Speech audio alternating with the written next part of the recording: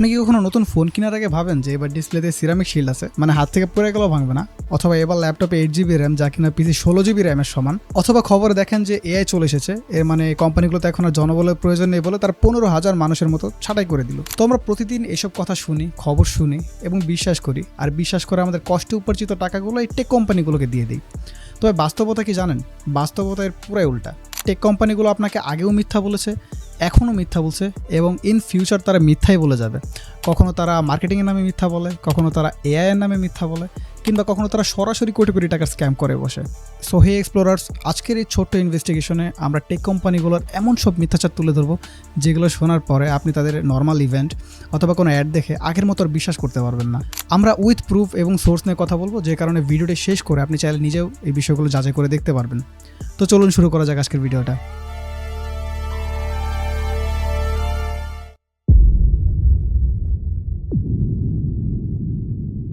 তো শুরুতে কথা বলি আমাদের হাতের ছোট্ট স্মার্টফোন নিয়ে। কোম্পানিগুলো তাদের গ্যাজেট বেচার জন্য আমাদের চোখে যে কীভাবে ধোলা দেয় সেটা নিয়ে একবার আলোচনা করি। ইউটিউবের দুই জনপ্রিয় টেক ক্রিয়েটর অরুণ মাইনি এবং মার্কাস ব্রাউনলি সম্প্রতি তাদের একটি যৌথ ইনভেস্টিগেশনে টেক মার্কেটিংয়ের এই চালাকিগুলো ধরে ফেলেছেন। তো এর মধ্যে সবচেয়ে ইন্টারেস্টিং হচ্ছে আপ টু, বিজ্ঞাপনে লেখা থাকে আপ টু 10x ফাস্টার, 8x ফাস্টার। আমরা বলি আয় হায় 8 গুণ ফাস্টার, 10 গুণ ফাস্টার, কিন্তু আসলে বিজ্ঞাপনের ছোট কোণায় অথবা নিচে লেখা থাকে ছোট করে যেটা 5 বছর বা 10 বছর আগের মডেলের সাথে তুলনা করা। সেই সাথে আবার অ্যাপেলের M4 চিপের থেকে M5 চিপের পারফরমেন্স কতটা বাড়লো আদতে সেটা তুলনাই করা হয় না। তো আমরা আপ টুর কথাটা একটু সাইড করি এবং কাচ এবং গেরিলার বিষয়টি কথা বলে দেখি। তো স্মার্টফোনগুলোতে প্রতি বছরই আনা হয় সিরামিক শিল্ড বা গরিলা গ্লাস, আর কোম্পানিগুলো প্রতিবারই দাবি করে যে এগুলো সবচেয়ে শক্তিশালী, হাত থেকে বললে ভাঙবে না, ঘষা লাগলে দাগ পড়বে না। তবে ফিজিক্স আর কেমিস্ট্রির সহজ নিয়ম হচ্ছে ড্রপ রেসিস্ট্যান্স আর স্ক্র্যাচ রেসিস্ট্যান্স। এখন ড্রপ রেসিস্ট্যান্স মানে হচ্ছে যে হাত থেকে পড়ে গেলে ভাঙবে না, আর স্ক্র্যাচ রেসিস্ট্যান্স মানে হচ্ছে যে পকেটে রাখলে চাবি বা কোনো কিছুর সাথে ঘষা খেলে সহজে স্ক্র্যাচ পড়বে না। এখন ড্রপ রেসিস্ট্যান্স আর স্ক্র্যাচ রেসিস্ট্যান্স দুটা কিন্তু একে অপরের থেকে পুরোপুরি আলাদা। কাজকে যত নরম বা ফ্লেক্সিবল করবেন তত হয়তো পড়লে ভাঙবে না, কিন্তু পকেটে রাখলে আপনার চাবির সাথে ঘষা খায় সেখানে স্ক্র্যাচ পড়া যাবে। আবার কাজ যত বেশি শক্ত করবেন তত হয়তো স্ক্র্যাচ পড়বে না, কিন্তু হাত থেকে পড়লে ঠাস করে ভেঙে যাবে। এখন কোম্পানিগুলো সবচেয়ে বড় চালাকিটা এইখানেই করে, তারা হয়তো বলে এটা ড্রপ রেসিস্ট্যান্স মানে পড়লে ভাঙবে না, নয়তো বলে এটা স্ক্র্যাচ রেসিস্ট্যান্ট মানে ঘষা খেলে দাগ পড়বে না, কিন্তু দুইটা একসাথে কোনোদিনও বলতে পারবে না। অর্থাৎ কোম্পানিগুলো আপনাকে একটির গল্প বলে আর একটা ঢেকে রাখে। যাই হোক, এবার আমরা একটা ইন্টারেস্টিং ব্যাপার নিয়ে আলোচনা করি। ব্যাপারটা হচ্ছে র্যাম অথবা মেমোরি নিয়ে। সেই সাথে র্যামকে ইউনিফাইড মেমোরি বলা, 180 পিক্সেলের রেজলিউশনকে 1.5K ডিসপ্লে বলা, অথবা 200 মেগাপিক্সেল বা 140 গুণ জুমের দাবি করা, যেটা আসলে কোনো ভালো ছবি তুলে দিতে পারে না। আর সেই সাথে শর্ট অন আইফোন ছবি, যেগুলোর পিছনে শত শত টাকার লাইটিং, গিম্বল এবং কালার গ্রেডিং ব্যবহার করা হয়, যা সাধারণ ব্যবহারকারীরা কখনো পারবেই না। এখন চ্যাপ্টার 2তে যাওয়ার আগে আমরা আপনাদেরকে ইউনিফাইড মেমোরির একটা মিথ আগে ভেঙে বলি। ধরুন আপনার বাসার টেবিল, একটা টেবিলে সিপিইউ আর জিপিইউ একসাথে আছে, আরেকটা টেবিলে সিপিইউ আলাদা, জিপিইউ আলাদা, মানে সিপিইউর জন্য র্যাম আর জিপিইউর জন্য VRAM। এখন ইউনিফাইড মেমোরির ব্যাপারটা হচ্ছে এরকম যে তারা একটা টেবিলে সিপিইউ এবং জিপিইউ একই মেমোরি ইউজ করতেছে।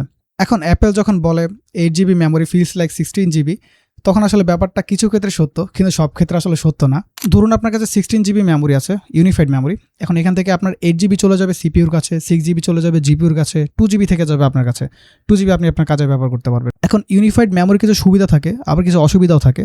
সুবিধাটা হচ্ছে কি, আপনার ইমেজ প্রসেসিং অথবা এআই ইন্টারফেসিং এই ধরনের কাজগুলোতে ডেটা খুব দ্রুত আদান প্রদান হয়। এরপর কপি কম হওয়ায় ব্যাটারি সাশ্রয় হতে পারে বা লেটেন্সি একটু কম থাকতে পারে। সেই সাথে কিন্তু ইউনিফাইড মেমোরি কিছু অসুবিধাও আছে, যেমন জিপিইউ যদি বেশি র্যাম নেয় তাহলে সিপিইউর জন্য কমে যায়। সেই সাথে আপনি ম্যাকবুকে কিন্তু র্যামগুলোকে আপডেট করতে পারবেন না। এটা হচ্ছে ইউনিফাইড মেমোরির one of the most critical problem. আবার ভারী গেমিং বা 3D কাজের ক্ষেত্রে কিন্তু আপনার এক্সটার্নাল জিপিইউ থাকলে যে ধরনের সুবিধা পাওয়া যায় বা যতটা পারফরমেন্স পাওয়া যায় ততটা পারফরমেন্স আপনি নাও পেতে পারেন। এখন রেগুলার মেমোরিগুলোতে কিন্তু আবার সুবিধা আছে অনেকগুলো, যেমন হচ্ছে আপনার যখন আপনি গেম খেলেন তখন গেমের যে টেক্সচারটা সেটা কিন্তু লোড হয় আপনার VRAM-এ অর্থাৎ জিপিইউতে, আর গেমের যে লজিকটা সেটার কাজ হচ্ছে র্যামে। তো এখানে অনেকগুলো সুবিধা আসলে থাকে, যেমন একটা হচ্ছে যে জিপিইউ নিজস্ব VRAM থাকে, গেমিং অথবা 3D রেন্ডারিংয়ের কাজে খুব ভালো পারফরমেন্স করে। আবার সেই সাথে আপনি র্যামও কিন্তু আপডেট করতে পারছেন। আর অসুবিধা বলতে গেলে মাত্র দুইটা, একটা হচ্ছে কপি করতে অনেক টাইম লাগে, সেই সাথে একটু পাওয়ার খরচ বাড়তে পারে। এখন প্রশ্ন হচ্ছে 8 GB ইউনিফাইড মেমোরি কি 8 GB RAM plus 8 GB VRAM অর্থাৎ 16 GB মেমোরি সমান? না, 8 GB ইউনিফাইড মেমোরি মানে শুধুমাত্র 8 GB, আর 8 GB RAM plus 8 GB VRAM মানে 16 GB, যদিও সেটা আলাদা আলাদা পারপাস ইউজ হচ্ছে, বাট 16 GB। এখন অ্যাপেল যদি বলে যে 8 GB unified memory feels like 16 GB, তখন ব্যাপারটা একটু বিভ্রান্তিকর লাগে, কারণ আপনি যখন VS code, Docker, AI studio, AI টুল সব একসাথে চালাবেন তখন 8 GB মেমোরি খুব তাড়াতাড়ি ভুলে যেতে পারে। তো সেক্ষেত্রে কিন্তু আপনাকে SSD সোয়াইপ ব্যবহার করতে হবে, যা কিন্তু র্যামের মতো ফাস্ট না। এখন টেক কোম্পানিগুলো কিন্তু এভাবে আপনাকে বিভ্রান্ত করে। তারা বলে যে সেটা 2 গুণ ফাস্ট বা 2x ফাস্টার, কিন্তু কোন জেনারেশনের তুলনায় 2x ফাস্টার বা কোন প্রোডাক্টের তুলনায় 2x ফাস্টার সেটা তারা স্পষ্টভাবে কোথাও উল্লেখ করে না। এখন প্রশ্ন হচ্ছে শুধুমাত্র অ্যাপেলই কি এই ধরনের কাজগুলো করে? উত্তর হচ্ছে না। শুধুমাত্র অ্যাপেল না, আপনার এনভিডিয়া বলেন, ইন্টেল বলেন, এএমডি বলেন, অথবা মোবাইল ফোন স্যামসাং যাই বলেন না কেন, তারা সবাই এই ধরনের মার্কেটিং স্ট্র্যাটেজিটাকে ফলো করে। এখন তার মানে কি অ্যাপেল খারাপ? না, আমি অ্যাপেলকে খারাপ বলবো না। অ্যাপেল ভিডিও এডিটিংয়ের জন্য ভালো, ভালো অপটিমাইজ একটা ডিভাইস, ভালো বিল্ড কোয়ালিটি, ভালো ব্যাটারি লাইফ, হিট কম হয়, কিন্তু তারপরও তারা কিছু জিনিস আসলে আমাদের থেকে আড়াল করে রাখে। তারা মূলত অপটিমাইজড পরিস্থিতির কথাগুলো বলে, কিন্তু এটি সীমাবদ্ধতাগুলো আছে সেগুলো সম্পর্কে তারা তেমন জোর দিয়ে কথা বলে না।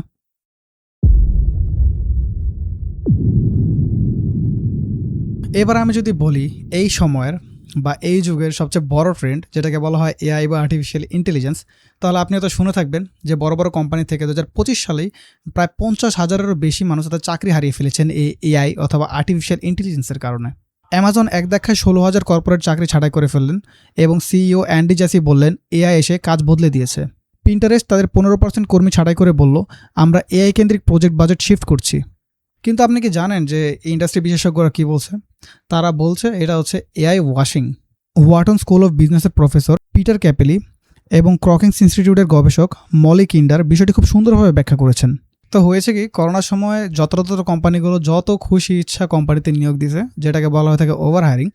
এখন ব্যবসা মন্দ অথবা অর্থনৈতিক চাপ যে কোনো একটা কারণ এখন তারা কোম্পানির লোকগুলোকে ছাঁটাই করছে।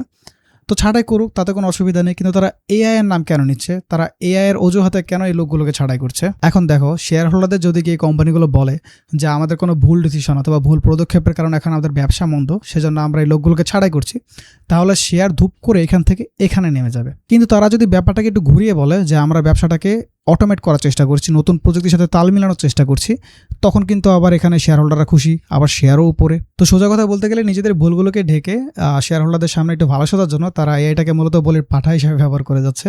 তো যাই হোক, আমরা চ্যাপ্টার 3-তে যাই।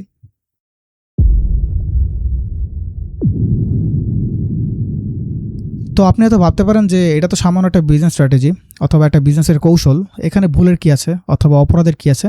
কিন্তু একটা জিনিস বোঝেন, এই টেক কোম্পানিগুলোর যে মিথ্যাচারগুলো রয়েছে এগুলোর কারণে শুধুমাত্র বিলিয়নস অফ ডলার্সের ক্ষতি হয় না, বরং কয়েকটা তাজা প্রাণও চলে যেতে পারে।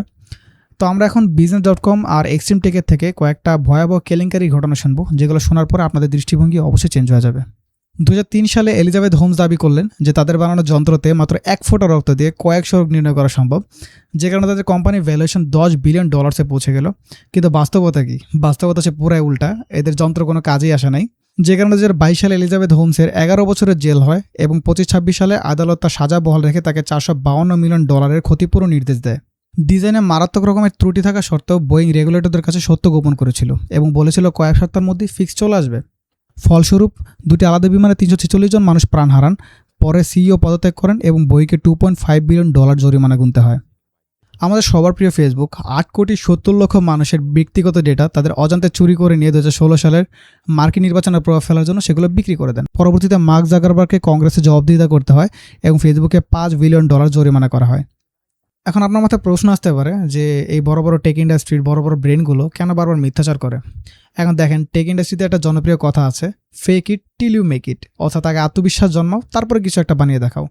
অর্থাৎ এই টেক কোম্পানিগুলো সর্বপ্রথম আপনাকে বিশ্বাস জন্মাবে, আপনাকে আত্মবিশ্বাস দিবে যে হ্যাঁ আমরা এটা করব, তারপরে যখন আপনার বিশ্বাস চলে যাবে তারপরে তারা সেটাকে বাস্তবায়ন করবে।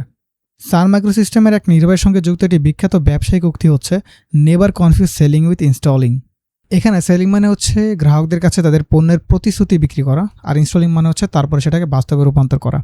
এখন অনেক বড় বড় টেক কোম্পানি আছে, দেখবেন তারা অনেক বড় বড় প্রতিশ্রুতি দেয়, কিন্তু বাস্তবে আসার সময় দেখা যায় তাদের অনেক দেরি হয়ে যায় বা তাদের প্রোডাক্ট রিলিজ হওয়ার পর সেটাতে কোনো না কোনো ডিফেক্ট থাকে। উদাহরণস্বরূপ এআই সব কিছু রিপ্লেস করে দিবে, এটা 10 গুণ ফাস্টার, অথবা কয়েকদিন পরে আমাদের নতুন প্রযুক্তি চলে আসবে। এখন ঘোষণার সময় যখন মানুষ এগুলো দেখার পর তারা মনে করে যে এগুলো হয়তো খুব তাড়াতাড়ি চলে আসবে, এগুলো হয়তো নতুন প্রযুক্তি, তারা প্রতিশ্রুতি করেছে আমাদের এগুলো অবশ্যই কেনা উচিত, তারা এটার প্রতি খুব এক্সাইটেড হয়ে যায়। এখন মূল প্রশ্ন হচ্ছে একজন সচেতন গ্রাহক হিসেবে আপনার করণীয়টা আসলে কি?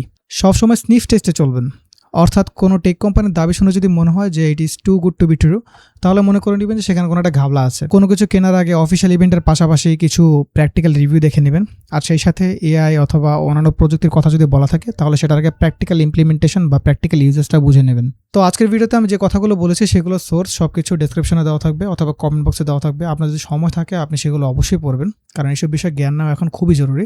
সেই সাথে এই ভিডিওটি আপনার বন্ধুর সাথে শেয়ার করুন, যেন পরবর্তীতে নতুন বছরে অ্যাপেলের কোনো নতুন প্রোডাক্ট রিলিজ হওয়ার আগে সে নিজে ব্যাপারগুলোকে বুঝে নিতে পারে।